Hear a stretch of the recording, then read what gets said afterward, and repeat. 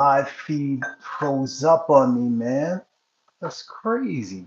And I was just having a nice conversation with someone. I hope you find the channel again. I like to interact with my peoples. He was in Germany. Where you at? Technology. See what I mean? Back in my days, this was the only technology you had. De cabeza. Pensar mucho. Yeah, we thought about things. We had to think about things. Now there's just the whole thing froze up and just messed up my whole flow. Now I have to start all over again. Isn't that crazy? Ah, hmm. So yeah, back to who really loves you. When I say love, not uh intimate love. I mean, I guess I don't know. That word intimacy is kind of crazy because you can be intimate with people and not have a physical relationship with them. You just tell them things that you wouldn't tell other people. That's being intimate. This world's mixed up. I think that these people that study mind control, yes, mind control, propaganda, I think I'm lucky again and fortunate to have lived in the era that I have lived in because in order for them to mind control you, they would have to give you some sort of medication back then, inject you with something and, just hold you hostage. You know, the Russians have this saying, if you want to fool Americans, just put it on TV. And TV wasn't that bad when I was growing up in Gen X. What happened um, is that they realized that they can program people through television. And back to the original thing about people caring. When I was growing up, a lot of the television had morals in it. It's about people caring about each other, people about, being your neighbor, and being a good neighbor. We used to have the nosy neighbors. I had a bad neighbor. I forgot about this. We had one neighbor named Harold. For some reason, this man did not like children. He had no kids and actually lived straight across the street from my best friend. I told you that passed away. Hey, how are you? Victoria, where you from? So he lived right across the street from my neighbor that I told you that was my best friend's in this previous video. That I used to go over their house when I was hungry and make pancakes, with nobody home, clean up and leave. We didn't lock the doors back in the 70s. We didn't have to lock doors. So so we used to play basketball right in front of my friend's house. You're from VA? How's it? Is that VA? I think it says X A VA. VA. I didn't really. I used to travel through VA. I never really spent time in VA. I've been in DC, but I didn't really spend time there. Anyway, back to the story. So, hey, Stitch Lays. Yeah, Stitch Lays. Sorry, can't see this. Freaking things are so small. So we're playing basketball at my friend's house as kids, right? And this man is literally outside with his shotgun, like he's cleaning it, and then busts off a shot in our direction. And the trees in the leaves swung. We're on the ground, call the cops. Like I said, back then you get away with a lot of crap. Cops come, he said, "Oh, I was cleaning my gun and it went off," and nothing happened. This guy was just did not like kids. So as you grew up, we knew he was like that neighbor that no one liked, right? And then when we got into the motorcycles, bigger motorcycles and stuff, this guy used to actually put oil down in front his house so we can so so we can fall. My friend, coming from Donbass and friend, I don't understand your language at all, but I like to wish you all the best. Oh, Avize? Hello? Avize? I that's all I think I know in German. Dummkopf, which is not, really a good word, but yes. A dead hut. But yeah, so this guy used to do this crazy stuff, right? So check out what my friend's mom used to do to this guy, because she worked at Grumman's, right? And they had this solvent that if you put it on paint, it will strip the paint off your car. Hey, and Lewis, and it'll strip the paint off your car. So she used to walk by and having like her pocket in a little bottle with you know, and she just walk by his car and just squeeze it out in his car, squeeze it out in his car till the paint stripped off and the car got rusty. That's how they got back. And he eventually moved. Oh, it took him a long time, but we terrorized my block. Like my block was, it was the second most popular block in the whole town, right? Because we had a colorful array of people that lived on our block. We had the Jamaicans that weren't from Jamaica, but they were Americans. They were born in America, but you could not tell that these kids weren't from Jamaica because their culture in their family was so deep. They talk, they speak Jamaican, they act Jamaican. They were 100% Jamaican, and them were the bad boys, right?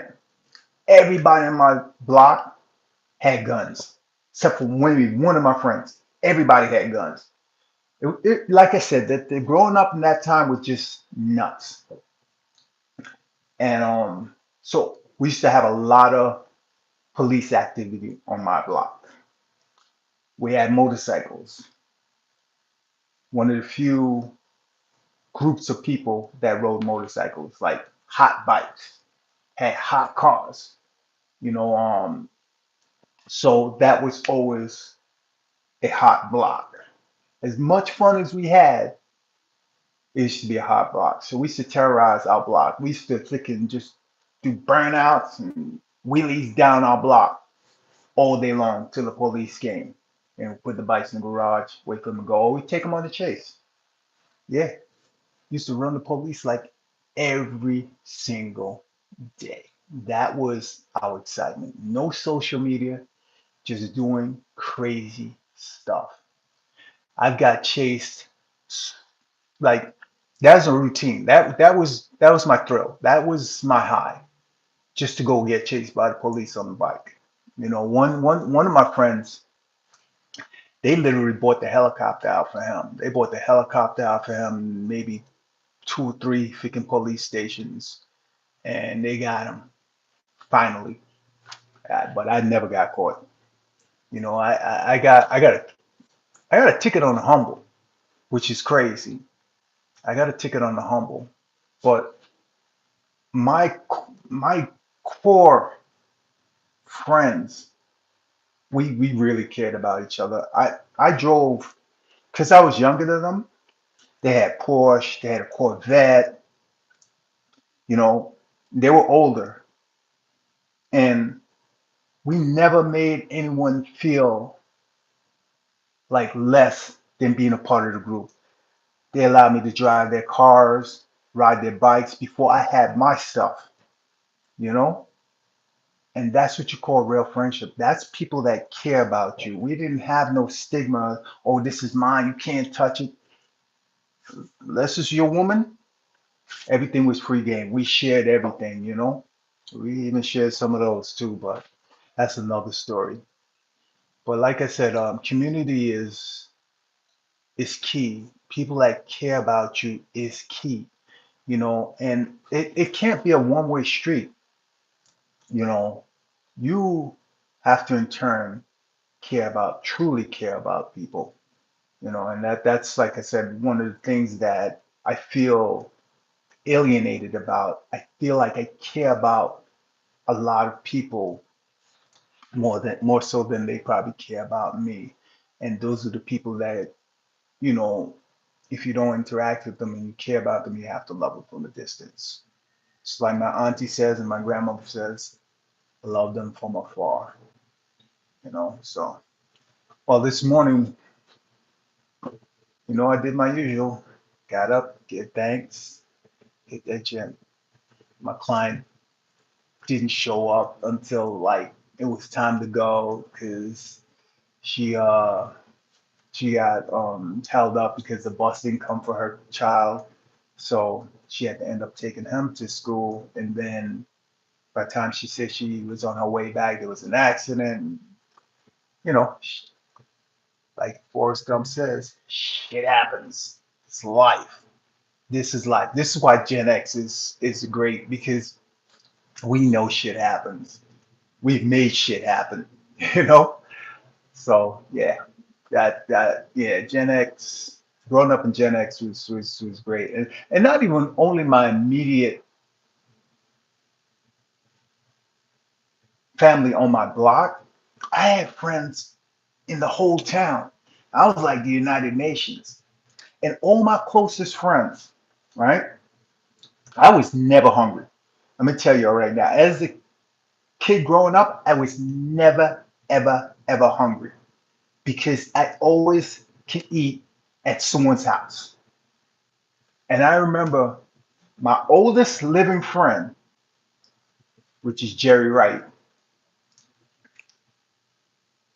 Jerry and I and Dave Spence was the first, I would say, West Indians that went to school in our town. So we were bonding because we were island boys. But Jerry is my was my oldest best friend, right? And I used to walk. Jerry probably lived 5 blocks away from me, and behind Jerry's house was a graveyard, and that was the shortcut to get to school. You walk on the main road, or you cut through the graveyard. So every morning, I never ate at home. Every morning, I went to Jerry's house and ate my breakfast, and then went to school. And his family encouraged me. I remember the first time I came, and they're like, "Did you eat? You can eat here, just like that." And eating here turned into I just come in the morning, get my cereal, whatever it was, or my eggs, and make my breakfast, or they'd make the breakfast, and I would just eat, and we'd go to school. That's real love. That's community. Something we are lacking.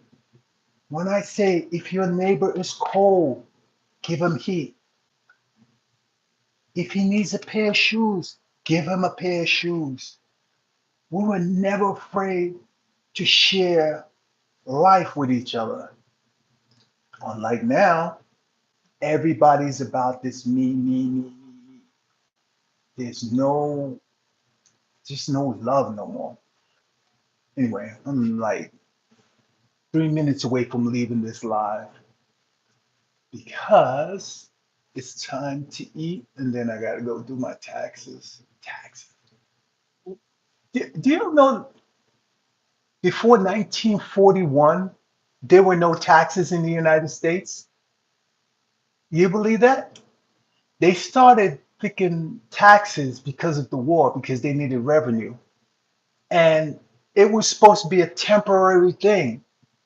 And when they find that we have organized stupidity, they just kept it in because nobody said anything about it. And this is why I talk about you have to be aware of everything, man. These people are freaking evil.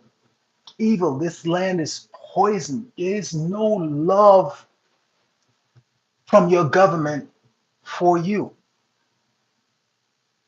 Tell me a place that people don't have problems and they live good. The government cares about them. This government don't care about nobody, man. And it, like I said, don't preach. Show me. Show me you care. They're like, say, oh, we're gonna do this. No, okay, you could talk all that trash, but show me. What state is that? Missouri? The show me state? Show me like Missouri. Do you know Texas? Texas is the richest freaking state in the United States. And if Texas was its own country, it would produce 48% of the world's oil. There's no there's no income tax, state income tax in Texas. I remember driving through Texas, can't remember what year, 2014, 2014, 2015. And I stopped at a Texas car wash, that's what they call it. And I met a white elderly couple there at the car wash. And they literally engaged with me with conversation and told me I should move to Texas. Come to this town right here. This is a nice little town. White people. Do you know Texas still has a law on the books? If you trespass on somebody's property, they can hang you and call the police later. That shit is crazy. That's the wild, wild west. Texas ain't no joke. So y'all be careful in Texas. I'm about to leave the live. Thank you for joining in. Whoever was here, the three people that I needed to engage with.